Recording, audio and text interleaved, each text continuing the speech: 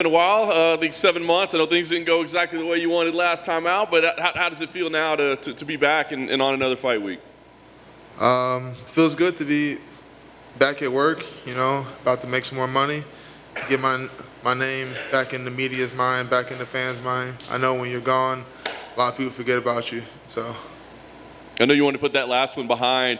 I did wonder about you as that title fight with Derek Lewis was playing out, and they played that clip over and over and over again. How difficult was that for you to have to watch that? I mean, that's a part of it. Got to watch it. Happens in every sport. Happens in basketball. If you end up in someone else's highlight, there's a reason they call it a highlight. They're going to show it over and over. So, it was a little hard to watch initially, but after like the 8th time, I was like, okay, this is going to be here. So I'm used to it now. Nice. So then they match you up with another striker. I mean, I don't want to say similar, but there are some similarities, right? So did you kind of welcome that to feel like, all right, this is a chance to kind of right a wrong, or did you think, oh, another striker? What was your thought? I mean, the majority of the division is predominantly going to be strikers. This is a matchup I'm used to, so I do feel comfortable with it. It's not like he's like a southpaw or he's like a taekwondo specialist. He's a kickboxer, a heavyweight kickboxer. I've gone against those guys before. He is. Oh, I'm so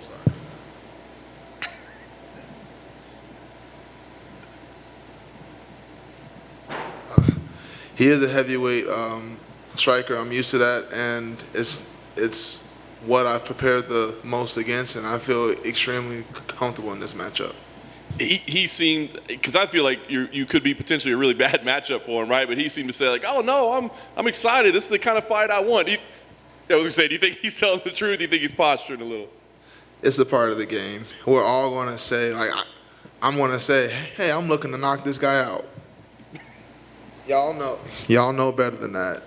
I mean, I'm gonna say it because I know you're gonna print it, but if I have my way, I'll take you down and drop in your neck, and that's the fight. I mean, the option is there for me to knock you out, but we know what I want. We know what he wants. He doesn't want to be on the floor. I want him on the floor.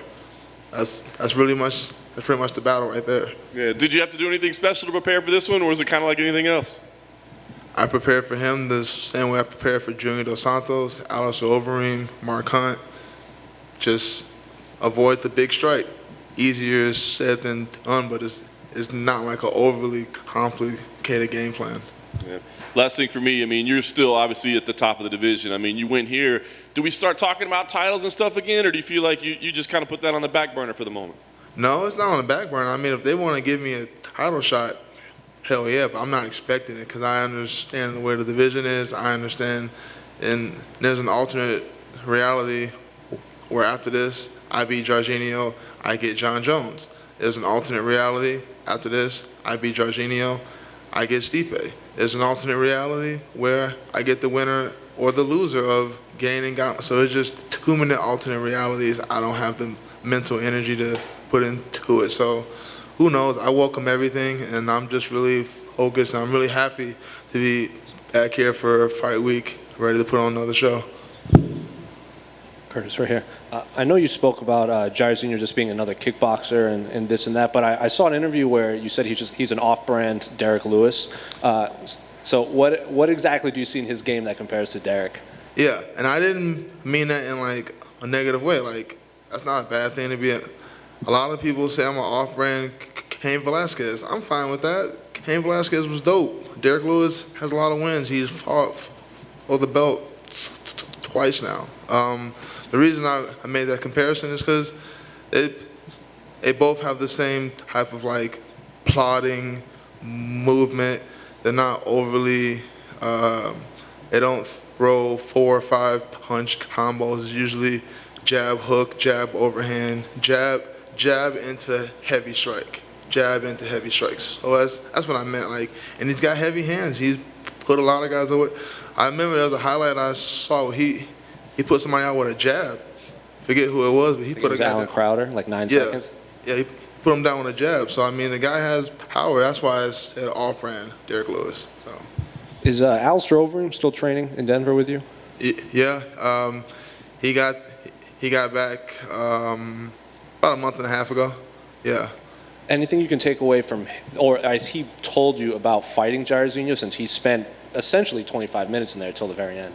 He did a great job of impersonating Jorginho's like stance and movement. Like he's a great actor. I felt like a lot of my rounds, it wasn't Alistair, it was Jorginho. So I think that was the biggest help he could give me, because Jorginho's not gonna fight me the way he fought Alistair. So I mean, anything Alistair took from that fight, I mean, he told me stuff, but I don't think it's gonna play out that way because I'm a different guy. But the biggest thing was just him mimicking Jorginho's movements during our sparring rounds. That helped a lot. And finally, what do you make of Alistair's return to the kickboxing ring? A lot of people are very excited to see him fight Rico Verhoeven, like the number one heavyweight kickboxer in the world.